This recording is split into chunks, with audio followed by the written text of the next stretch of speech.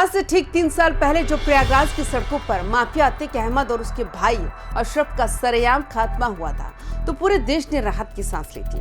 हर किसी को लगा था कि चलो अब संगम नगरी में शांति आएगी, दशकों पुराना वो खौफनाक माफिया राज हमेशा के लिए दफन हो जाएगा और आम आदमी चैन की नींद सो सकेगा। लेकिन जरा ठहरिए, क्या वाकई प्रयागराज माफिया मुक्त हो चुका है या फिर पर्दे के पीछे अतीक का वो खूनी सिंडिकेट आज भी उतना ही जिंदा और बेखौफ है? 29 मई को प्रयागराज के पूरा मुफ्ती थाना क्षेत्र में जो कुछ भी हुआ उसकी हकीकत आपके रोंगटे खड़े कर देंगे। एक सीधे साधे डेयरी संचालक को सारे राख घेर कर ईंट पत्थरों लाठी डंडों से इस कदर पीटा जाता है कि वो अधमरा हो जाता है। उसकी गाड़ी के ऊपर कच्चे उड़ा दिए जाते हैं, उसकी जेब से 36,000 रुपए सरेआम लूट लिए जाते हैं।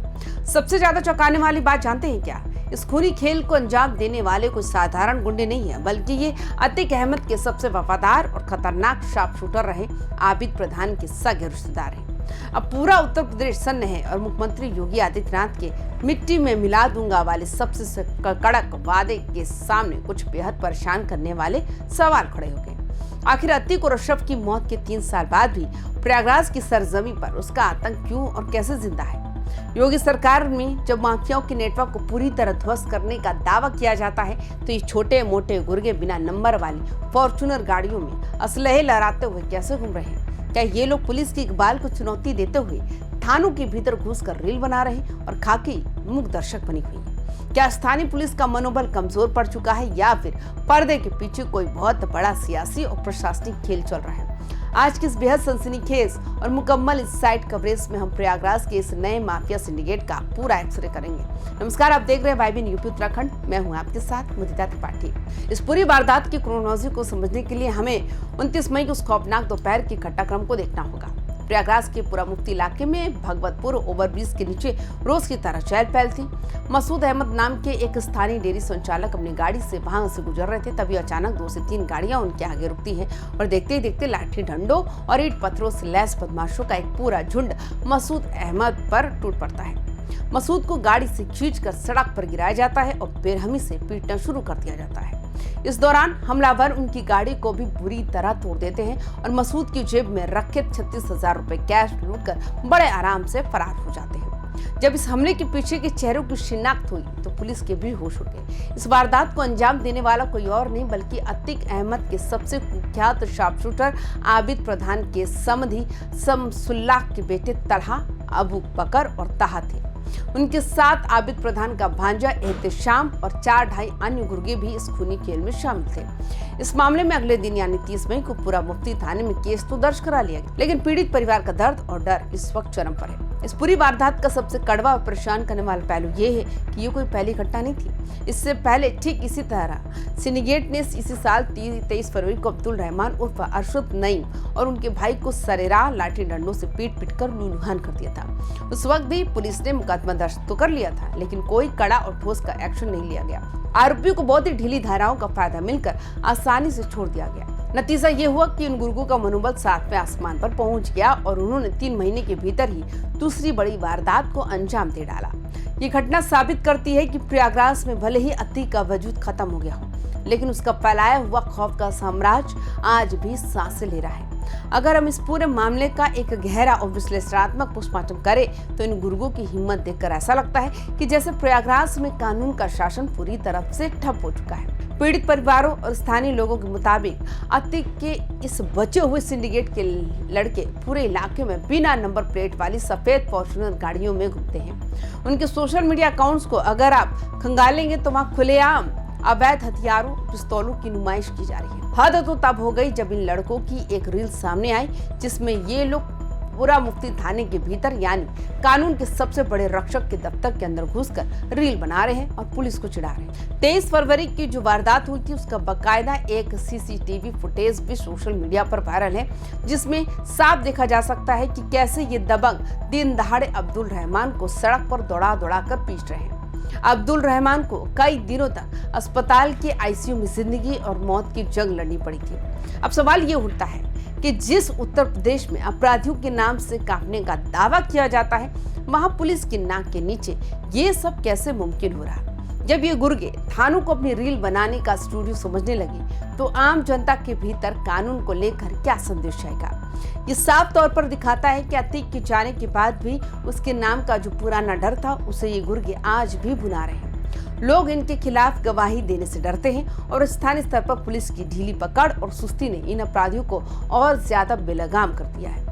ये पूरा घमासान सीधे तौर पर उत्तर प्रदेश की सबसे बड़ी यूएसपी यानी उसकी कड़क कानून व्यवस्था पर एक बहुत बड़ा सवालिया निशान खड़ा करता है।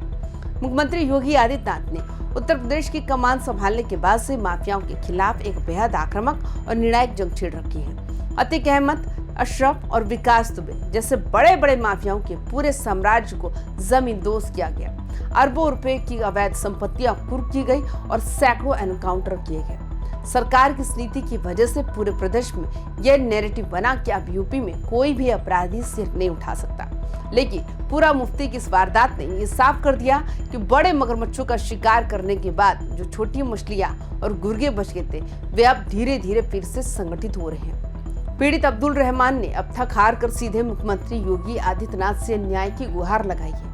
उनका साफ कहना है कि जब सूबे के मुखिया माफियाओं के खिलाफ इतने सख्त है तो जमीन पर बैठे इन छोटे गुर्गों पर पुलिस का हंटर क्यों नहीं चल रहा। ये गुहार सिर्फ अब्दुल रहमान या मसूद अहमद की नहीं है बल्कि प्रयागराज के उन तमाम छोटे व्यापारियों, दुकानदारों और आम नागरिकों की है जो हर दिन अपनी मेहनत की कमाई से अपना पेट पालते हैं। प्रयागराज को आज एक बड़े औद्योगिक और विकसित शहर के रूप में प्रोजेक्ट किया जा रहा है। महाकुंभ की तैयारियां चलती हैं, बड़े बड़े निवेशक आते हैं, लेकिन सोचिए अगर किसी शहर में अतीक के शॉप शूटरों के रिश्तेदार आज भी व्यापारियों को सरेराह पीटेंगे और पैसे लूटेंगे तो वहाँ कौन सा नया निवेशक अपनी पूंजी लगाने की हिम्मत करेगा।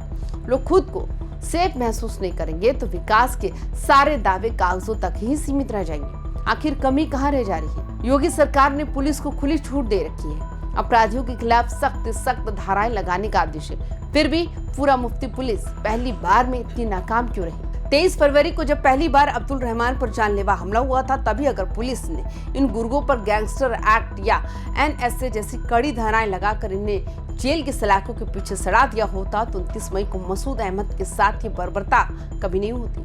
राजनीतिक और प्रशासनिक जानकारों का मानना है कि माफिया सिर्फ एक व्यक्ति नहीं होता, वो दरअसल एक बहुत बड़ा और अदृश्य नेटवर्क होता है।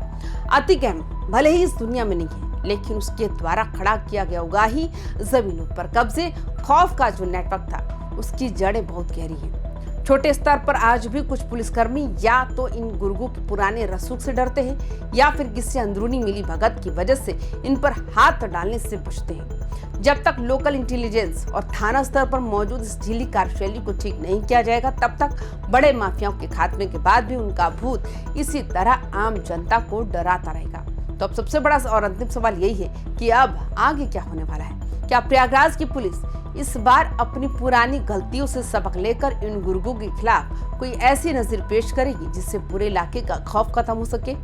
इस वक्त सबसे बड़ी चुनौती पीड़ित परिवार की सुरक्षा की है। मसूद अहमद और अब्दुल रहमान के परिवारों को लगातार धमकियां मिल रही है कि अगर उन्होंने केस वापस नहीं लिया तो उनका अंजाम और भी बुरा होगा। सरकार और प्रयागराज के पुलिस कप्तान को इस मामले में तुरंत हस्तक्षेप करना होगा। सबसे पहले बिना नंबर की इन गाड़ियों को जब्त करना होगा। थानों में रील बनाने वाले गुर्गों के साथ साथ उन पुलिस वालों पर भी कार्रवाई करनी होगी जिन्होंने उन्हें इसकी इजाजत दी। इसके साथ ही इस पूरे सिंडिकेट की संपत्तियों की जांच होनी चाहिए कि अतीक के खात्मे के बाद भी इनके पास इतनी महंगी गाड़ियां और असलहे कहां से आ रहे हैं। प्रयागराज की जनता अब इस आतंक को पूरी तरह से मुक्ति चाहती है। सुशासन का मतलब सिर्फ बड़े नेताओं के भाषण नहीं बल्कि जमीन पर चल रहे एक आम ठेले वाले और डेयरी संचालक की सुरक्षा की गारंटी होना है। इस पूरे सनसनीखेज मामले पर आपको क्या लगता है कि अतीक अहमद का सिंडिकेट आज भी प्रयागराज में एक्टिव है? पुलिस को इन गुर्गों के खिलाफ क्या कार्रवाई करनी चाहिए? हमें नीचे दिए गए कमेंट बॉक्स में अपने जिले या शहर के नाम के साथ अपनी राय जरूर बताइए। अगर आपको हमारी ये वीडियो पसंद आई हो तो लाइक शेयर करना ना भूले। बाकी तमाम खबरों के लिए देखते रहिए YBN यूपी उत्तराखंड। नमस्कार।